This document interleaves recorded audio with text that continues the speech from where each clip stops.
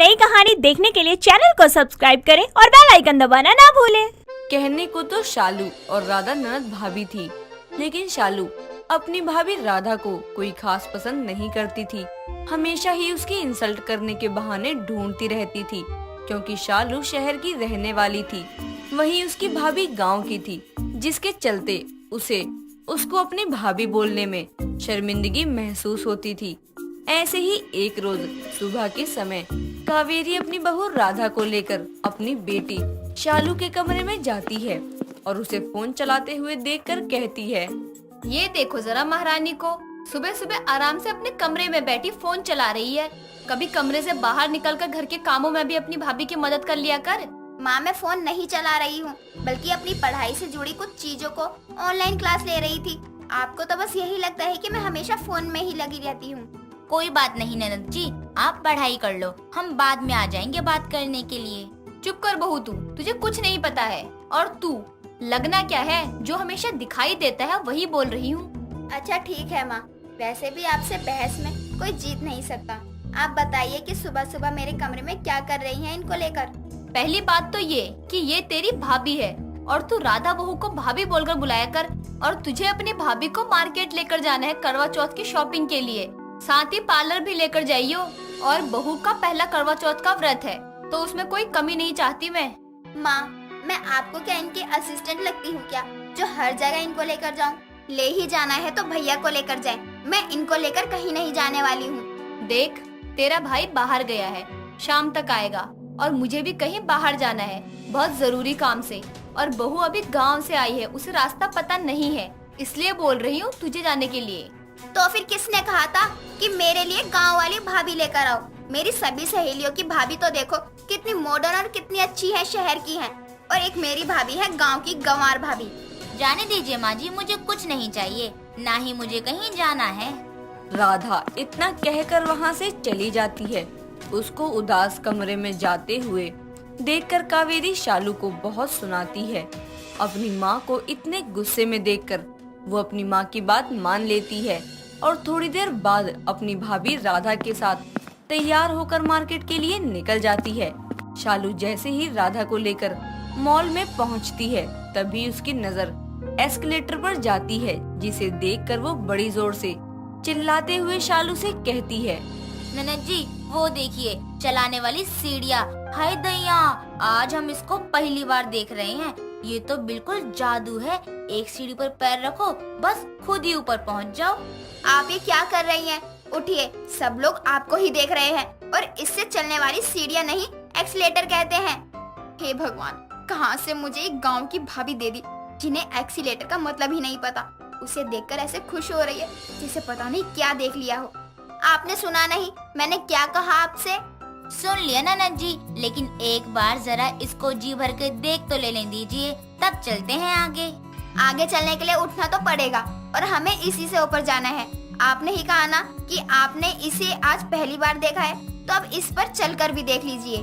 ना बाबा, हम ना जाएंगे, बिल्कुल नहीं जाएंगे। हमारे गांव में कहते हैं ये बिजली से चलता है, कहीं हमें करंट लग गया तो।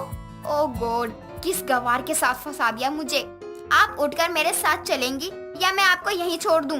नहीं नहीं ननद जी, ऐसा मत कहिए, लेकिन हमें डर लग रहा है तो क्या करें। राधा को जमीन पर बैठे हुए देखकर उसके आसपास के लोग उसे देखकर उस पर हंसना शुरू हो जाते हैं। ये सब देखकर शालू को बहुत गुस्सा आता है। तभी उसकी सहेली रिया वहाँ आती है और उसे परेशान देखकर कहती है, क्या हो गया तुझे? तू यहाँ कैसे? और ये कौन है जो जमीन पर बैठी है? तेरी जान पहचान की है क्या? जान पहचान क्या, मेरी भाभी है यार, ये गांव से है। माँ ने मुझे इनको शॉपिंग करवाने भेजा था, और ये एक्सीलेटर को देखकर जमीन पर ही बैठ गई हैं, और अब उठने का नाम नहीं ले रही है। पता नहीं किस गंवार के साथ पाला पड़ गया मेरे भाई का। ना जाने इसमें क्या देख लिया जो इनसे शादी करके घर ले आए। बस बस, तेरा गुस्सा तो 7वें आसमान पर है। वैसे हाँ, तुझे देखकर तो लग रहा है तेरे ऊपर एक स्टोरी लिखनी चाहिए, शहर की ननद और गांव की भाभी। मेरा मजाक उड़ाना है तो तू जा यहाँ से। और तू क्या, मैं भी जा रही हूँ। मुझे अपना और तमाशा नहीं बनवाना है, और आप यहीं बैठी रहो। नहीं नहीं, मैं चलती हूँ, मुझे छोड़कर मत जाओ, आप जो कहेंगी मैं करूँगी ननद जी। कुछ देर बाद शालू राधा को लेकर वहाँ से चली जाती है। और उसे सारी शॉपिंग करवा के पार्लर लेकर जाती है, जहाँ पहुंचकर वो अपने मन में कहती है, आता जाता कुछ है नहीं, लेकिन मेकअप का बहुत शौक है ना आज आपकी वजह से पूरे मॉल में मेरा तमाशा बन गया।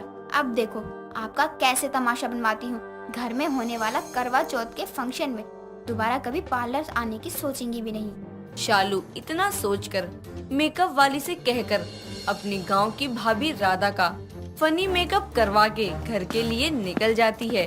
कुछ समय बाद दोनों घर पहुंचती हैं और उसके घर में जमा हुए सारे मेहमान राधा का मेकअप देखकर उस पर जोर जोर से हंसने लगते हैं। तभी कावेरी और उसके बेटे सूरज की नजर शालू और राधा पर पड़ती है, जिन्हें देखकर कावेरी गुस्से में शालू से कहती है, शालू, तूने अपनी भाभी का ये क्या हाल बना दिया? ये कैसा मेकअप करवाया है तूने? देख, सब लोग कितना हंस रहे हैं इस पर। तूने इसके भोलेपन का फायदा उठाकर सही नहीं किया। माँ मैंने क्या किया है? आपने कहा पार्लर ले जाओ, तैयार करवा के ले आई मैं अभी ने। अब इन पर मेकअप शूट नहीं किया तो मैं क्या कर सकती हूँ? तुमने क्या किया है? अरे उसकी शक्ल देखो, कितना फनी मेकअप करवाया है तुमने उसका। उसको नहीं पता था कुछ, वो तो गांव की है, लेकिन तुम तो शहर की हो ना। लेकिन तुम्हें वो पसंद ही नहीं है, इसलिए तुमने ये सब किया है। आप लोग ननद जी को क्यों डांट रहे हो? उन्होंने तो मेरे लिए आज बहुत कुछ किया है। देखिए ना, सब लोग मुझे देखकर कितना खुश हो रहे हैं। बहू, लोग तुझे देखकर खुश नहीं हो रहे बल्कि हंस रहे हैं। माँ सही कह रही है राधा और शालू, तूने ये मजाक करके अच्छा नहीं किया।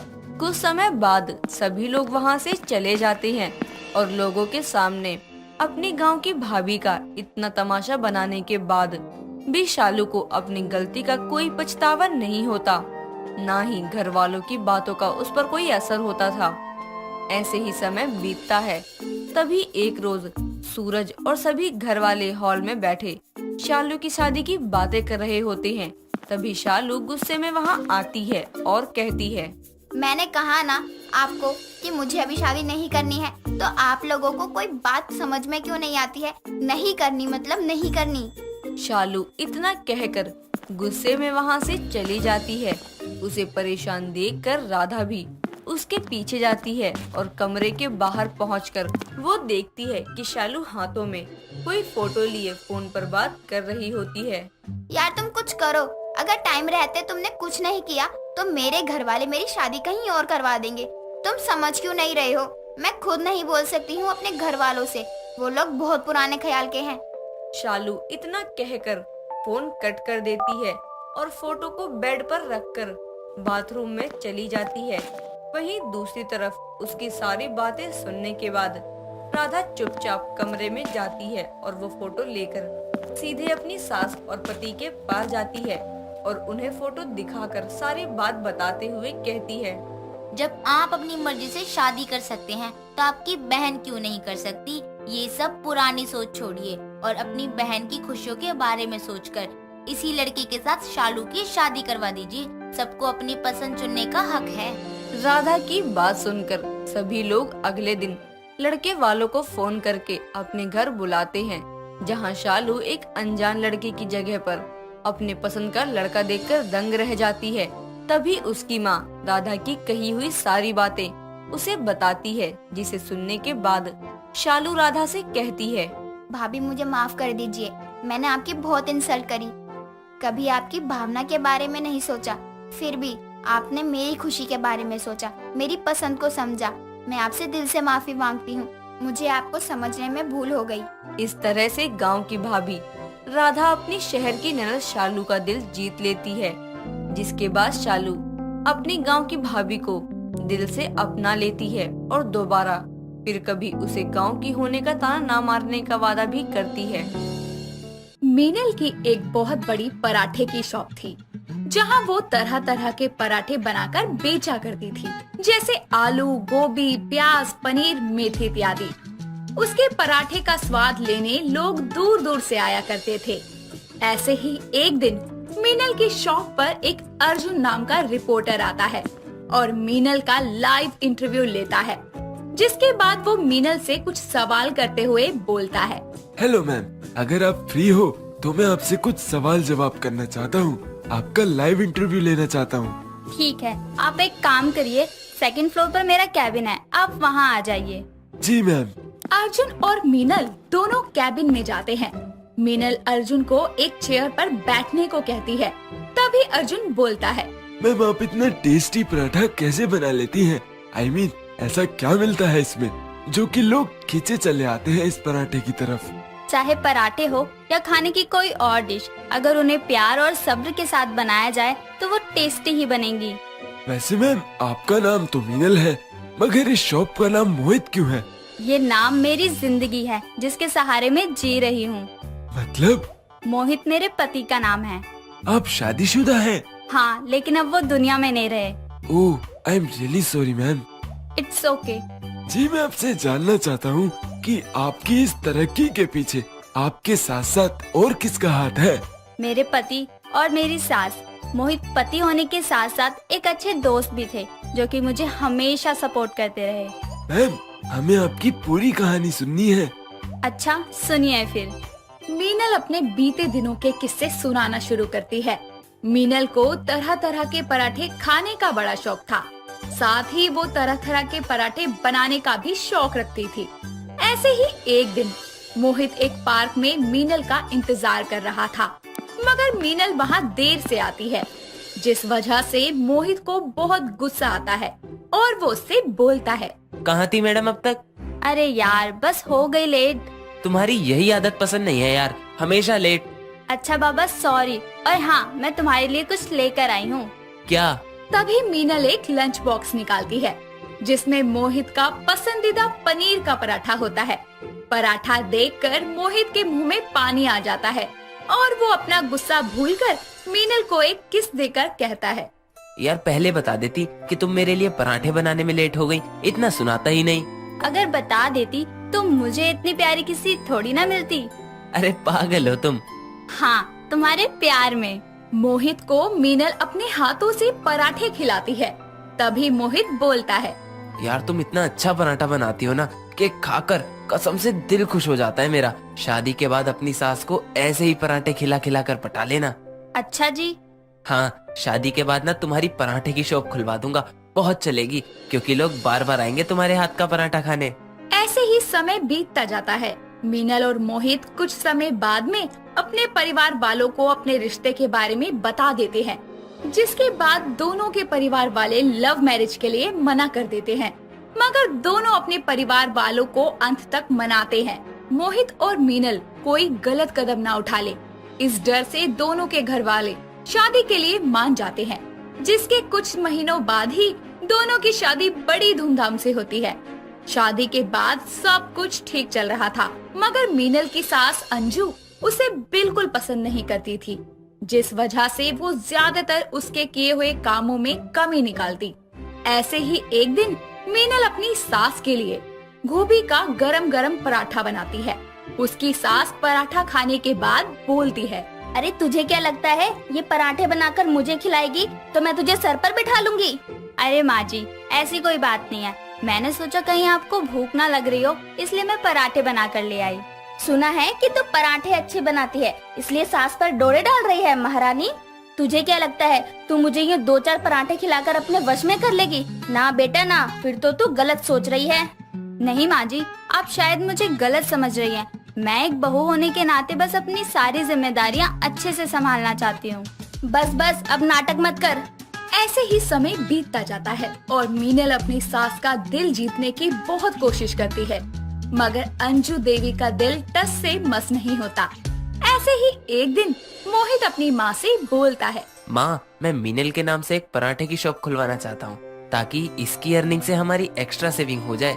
कोई दुकान खोलने की जरूरत नहीं है। पत्नी को जितना घर की 4 दीवारी में रखेगा उतना ही तेरे वश में रहेगी। जहाँ आसमान की उड़ान पकड़ ली ना, फिर तू आंखें ऊपर करके आसमान की तरफ ही देखता रह जाएगा। माँ आप भी ना, मैं जा रहा हूँ बाहर शॉप देखने।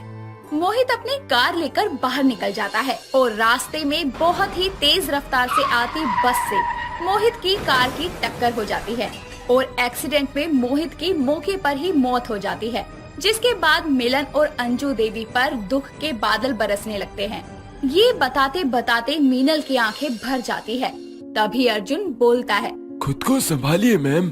जी आप ठीक हैं? हाँ, मैं एकदम ठीक हूँ। उसके बाद क्या हुआ? उसके बाद ऐसे ही कुछ दिन बाद मीनल की सास उससे बोलती है, निकल जा मेरे घर से, आज तेरी वजह से मेरा बेटा इस दुनिया में नहीं है। माँ जी ऐसे मत बोलिए, ना वो दुकान देखने जाता और ना ये हादसा होता। जो भी हुआ है वो सब तेरी वजह से हुआ है। माँ जी निकल जा मेरे घर से, वरना मेरे से बुरा कोई नहीं होगा।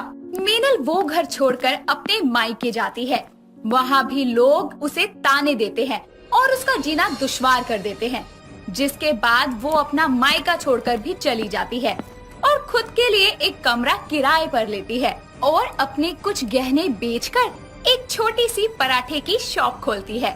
धीरे धीरे लोग उसके पराठे खाने आने लगते हैं और उसके रेगुलर ग्राहक बन जाते हैं और जगह जगह पर मीनल के बने पराठे फेमस होने लगते हैं। गुजरते वक्त के साथ मीनल अपनी मेहनत के पैसों से अपनी शॉप को बड़ा करती है और उसे मोहित का नाम देती है। तभी अर्जुन कहता है, मैम आपने बताया कि आपकी तरक्की के पीछे आपकी सास भी है, मगर उन्होंने तो आपको घर से निकाल दिया था ना। हाँ, मगर मैंने उनको हमेशा अपनी माँ ही माना है और अगर वो मुझे घर से ना निकालती तो शायद आज मैं यहाँ नहीं होती। वाह, कितना अच्छा सोचती हैं आप। अगर माँ जी आप मुझे कहीं से देख रही हैं तो मैं आपको यही कहूँगी कि हमेशा अपना आशीर्वाद मेरे सर पर बनाए रखना।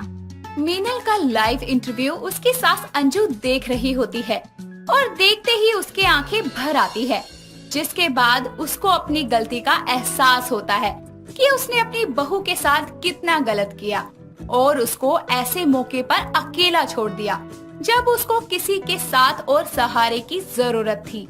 जिसके बाद वो अपनी बहू को कॉल करके माफी मांगती है और उसको अपने साथ अपने घर ले आती है, जिसके बाद दोनों सास बहू मिलकर एक दूसरे के साथ रहती हैं और अंजू देवी अपनी बहू का पूरा साथ देती है, जिसके बाद में वो उसके पराठे के काम में भी मदद करती है और दोनों के साथ से उनके पराठों का काम और तरक्की करने लगता है, जिसके बाद दोनों सास बहू एक खुशहाल जिंदगी जीने लगते हैं। दोस्तों अगर आपको ये कहानी पसंद आई तो इसे लाइक करें, शेयर करें और कमेंट करके बताएं कि कहानी में आपको सबसे अच्छा क्या लगा।